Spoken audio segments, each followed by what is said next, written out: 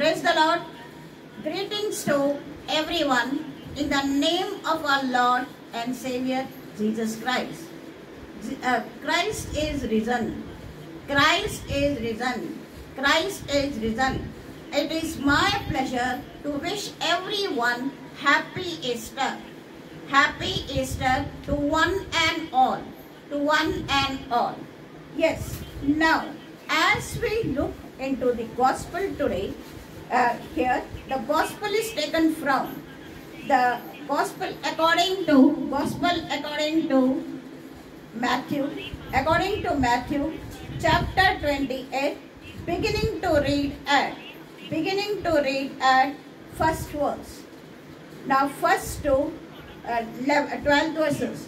In the end of the Sabbath, and as it began to dawn toward the first day of the week, came Mary Magdalene and other Mary to see the sepulchre.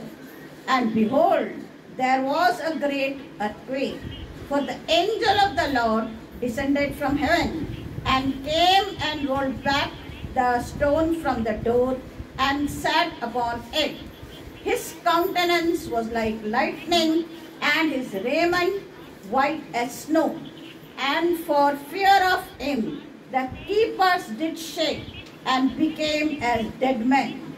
And the angel answered and said unto the woman, Fear not ye, for I know that ye seek Jesus, which was crucified. He is not here, for he is risen, as he said. Come see the place where the Lord lay. And they go quickly and tell his disciples that he is risen from the dead. And behold, he goes before you into Galilee. There ye shall see him, as I have told. So here we see. Now, what is the... here I am standing before you to proclaim the message of Christ. Christ who died on the cross. Christ who died on the cross was risen up. One of his disciples, Mary Magdalene, and her comrades were searching for his body. And they were searching everywhere.